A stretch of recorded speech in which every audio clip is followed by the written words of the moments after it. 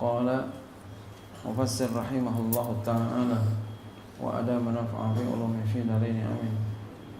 Qala Allah ta'ala a'udzu billahi minasyaitonir rajim. Bismillahirrahmanirrahim. Ulaika alladzina habitat a'maluhum fid dunya wal akhirati wa ma lahum min nasirin.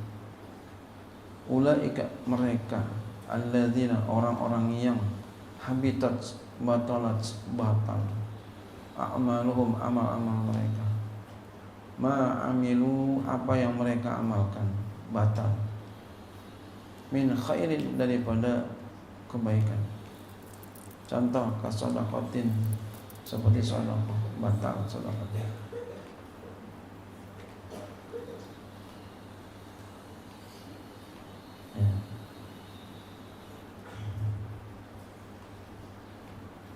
Wasilati rahimin menyambung keluarga, silaturahim batal. Fid dunya wal akhirah, di dunia dan di akhirat. Emang kenapa? Fala tidak biha li adami syartnya. Maka tidak teranggap dengan amal-amal mereka itu. Kenapa? Li adami syartiha, karena tidak ada syaratnya.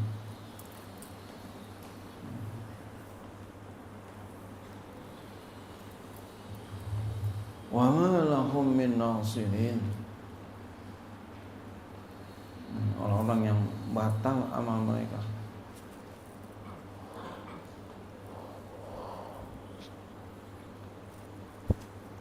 Wa ma lahum min nasirin, dan tidak ada bagi mereka yang menolong. Ini kalau Allah udah kata begini, ngeri. Nah, kita pun begitu. Kita kejar apa? Pertolongan Allah. Jangan sampai kita nggak dapat pertolongan Allah. Kita harapkan pertolongan Allah, bukan sama manusia. Sama manusia sekedar kita informasi aja. Jangan kita merengek-rengek minta dibantuin sama orang. Jangan. Pak, minta tolong Pak. Ya. Sama Allah. Kalau orang kita ajak nggak mau, ya nggak apa-apa. Senyum aja, pandang Allah. Nggak apa. Jangan merengek-rengek sama manusia. Minta ditolongin. Takut Allah lupa. Takut kita lupa sama pertolongan Allah. Ini bahaya. Pegang teguh Allah. Minta tolong sama Allah, biar Allah tolongin kita. Jadi hati-hati tuh. Jangan sampai ketika kita minta tolong sama orang itu kemudian lupa sama Allah. Jangan. Sekadar kita minta bantuan nggak apa-apa, manusiawi. Sampaikan kepadanya, saya minta bantuannya. Kalau dia nggak mau bantu, nggak apa-apa. Terima kasih. Kenapa kita begitu? Ingat sama Allah. Ingat sama Allah. Ngomong kayak begitu secara kemanusiaan aja, ikhtiar aja, kasab aja. Masya Allah. Pegang teguhnya Allah. Jangan sampai dia nggak mau bantuin. Pak, tolongin Pak. Kalau nggak ada apa-apa siapa lagi? Wah, ini bahaya ini. Takut iman kita meleset, takut Allah kita lupa. Maka kalau Allah kita lupa akan pertolongannya,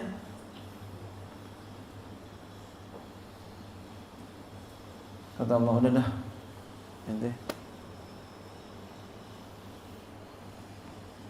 saya berlepas diri dari kamu minta tolongan sama dia tuh. Tapi kalau kita ada orang kagak mau nolongin kita, ya nggak apa-apa, doain saya, mudah-mudahan bapak sehat. Subhanallah. Kenapa kita bisa ngomong begitu? Ingat kebesaran Allah. Allah ngelihat kita senyum, yakin itu. Masya Allah. Entar datang. Boleh jadi itu ujian kita kepada Allah ujian keyakinan kita kepada Allah, dihadapkan kita oleh Allah dengan keadaan yang seperti itu. Masya Allah. Ya enggak apa-apa. Terima kasih. Mudah-mudahan Bapak sehat walafiat. Masya Allah. Bukan marah tapi didoain.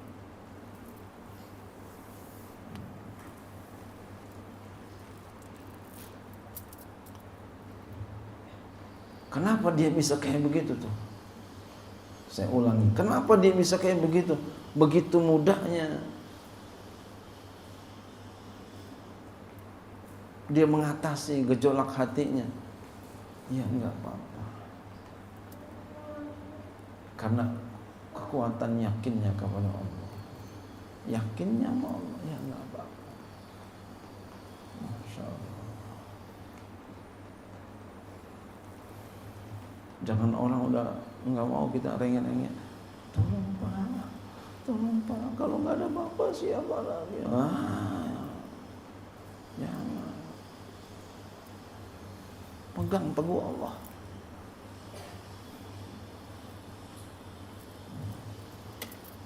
Yakin Allah akan bantuin kita ketika kita mengharapkan Allah. Kita enggak yang lain-lain, tapi tetap kita berusaha dan berusaha. Masya Allah. Wa ma lahum min nasirin. Allah nyatakan mereka enggak ada yang menolong. Mani'ina minal azabi, yang dapat mencegah daripada siksaan. Kan hidup di dunia susah, siksaan juga itu kan.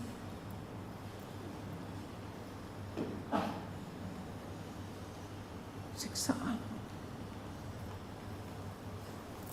susah, ya Allah.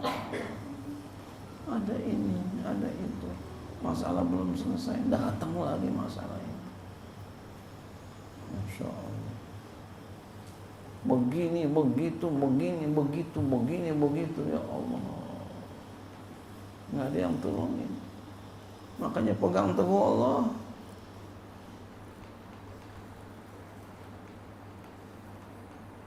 Kita marah sama orang lantaran orang itu nggak mau bantuin kita, tanda kita putus asa dari Allah.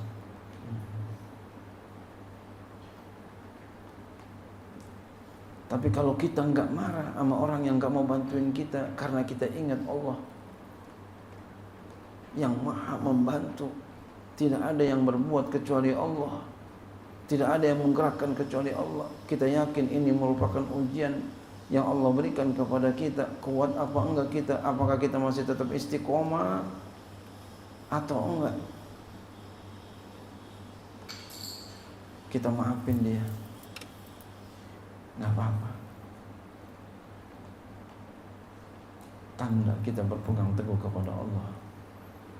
Kita nggak marah sama dia. Masya Allah. Ada pembagian sembako lewat depan rumah kita, tetangga kita dia mampir, tetangga satu lagi dia mampir, tetangga satu lagi dia mampir, giliran rumah kita lewat aja.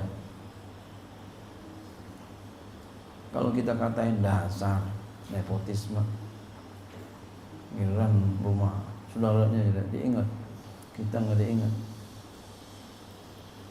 Tanda kita nggak berpegang teguh kepada Allah. Kita berpegang teguh sama manusia. Jangan begitu. Ingat sama Allah. Terima kasih ya Allah. Masya Allah. Itu ujian yang Allah berikan kepada kita. Benar-benar apa enggak pegang teguhnya kita sama Allah. Baru segitu aja udah telap. Baru sembako aja udah telap. Wah, mau dikasih kita pangkat wali, ya, pangkat akhirat, mana mau Allah kasih. Segitu baru Indomie aja udah telap. Baru segitu aja udah nggak kuat. Bagaimana mau diangkat jadi wali, mau jadi orang besar?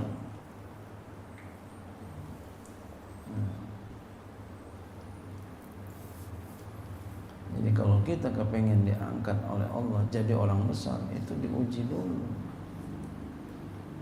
Diuji dulu tuh.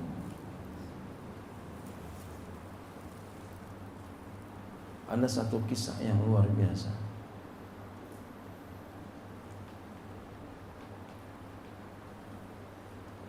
Ini luar biasa sekali. Ada seorang ingin menikah lagi.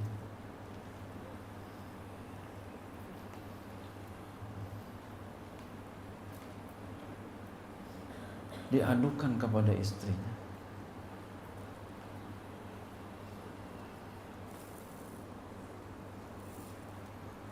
Ya. Umpama dipanggil istrinya apa? Bunda deh ya. Bunda, saya jatuh cinta lagi.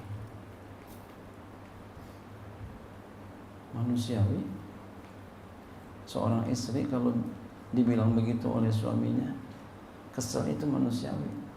Baru-baru itu manusiawi. Tapi nggak lama setelah diberikan nasihat, diberikan wejangan oleh suaminya, dia nerima dan dia bolehin, silakan. Bahkan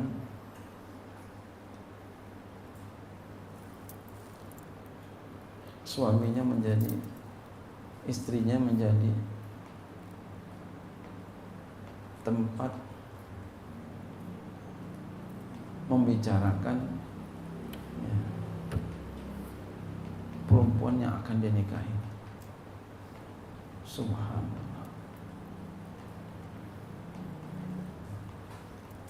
Lalu dia bicara lagi kepada perempuan yang akan dinikahi. Tadinya yang pertama, perempuan yang akan dinikahin itu mau untuk diduakan, mau untuk menjadi yang kedua.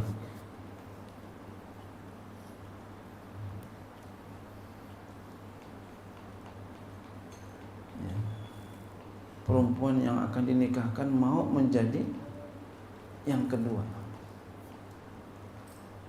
Kemudian ya, istrinya mengikhlaskan, meridhoi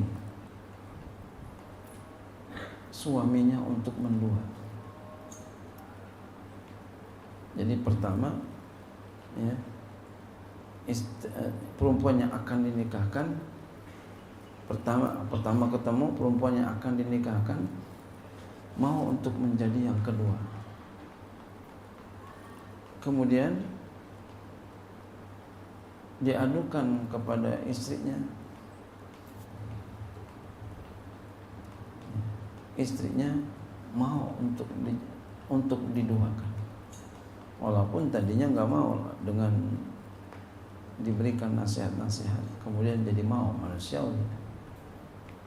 Kemudian ya, istrinya menjadi tempat mengadunya suaminya, membicarakan halnya bagaimana untuk menikahinya. Dan istrinya berkomunikasi dengan perempuan itu, suka berkomunikasi. Kemudian tanya lagi suaminya kepada perempuan yang akan dinikahi. Kemudian perempuan yang akan dinikahi enggak mau untuk yang kedua, dia pengen yang pertama. Jadi si perempuan yang akan dinikahin minta kepada laki-laki ini untuk menceraikan istrinya yang pertama. Masya Allah. Berarti ini ada dua ujian untuk perempuan, yaitu ujian kepada seorang istri.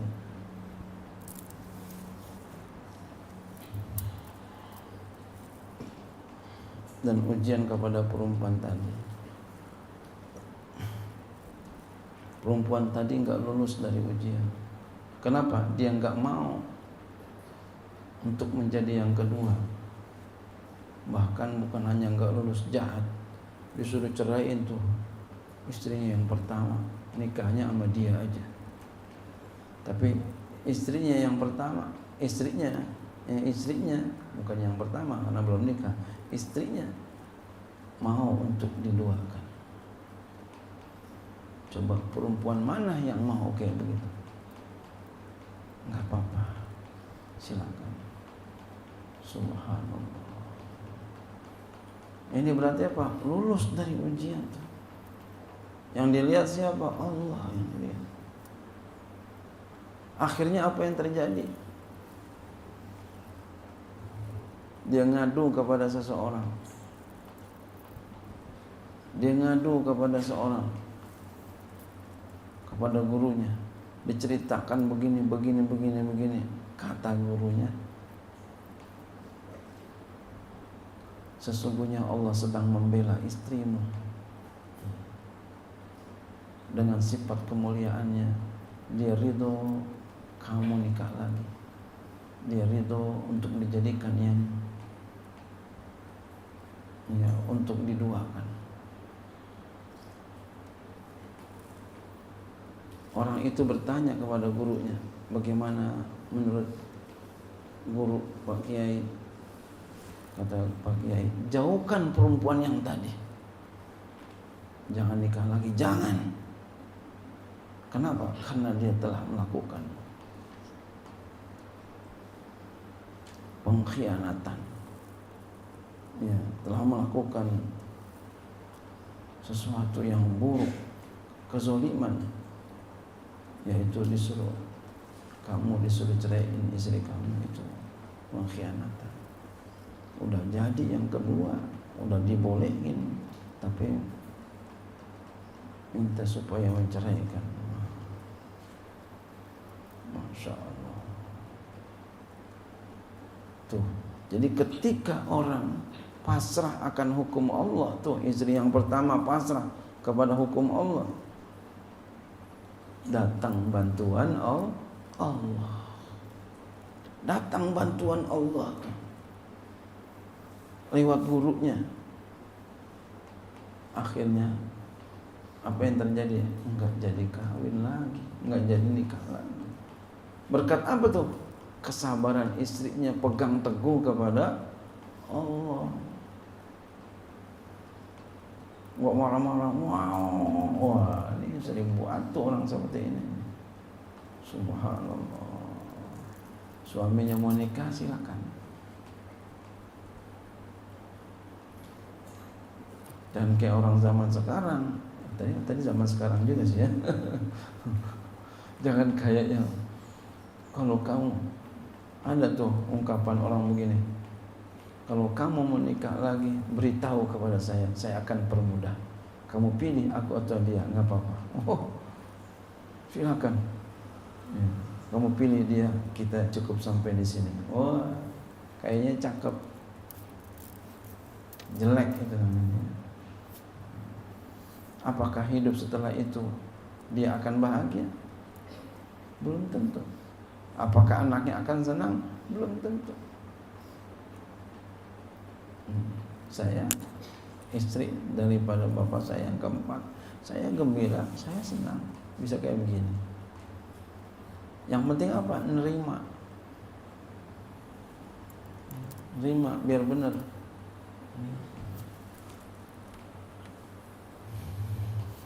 Nah, jadi kalau kita pegang teguh Allah seperti tadi itu wanita tadi, istri yang tadi, Allah bantuin. Nggak jadi marah. Kenapa nggak jadi marah? Ngelihatnya Allah, yakin sama Allah, pasrah sama Allah, Allah bantuin.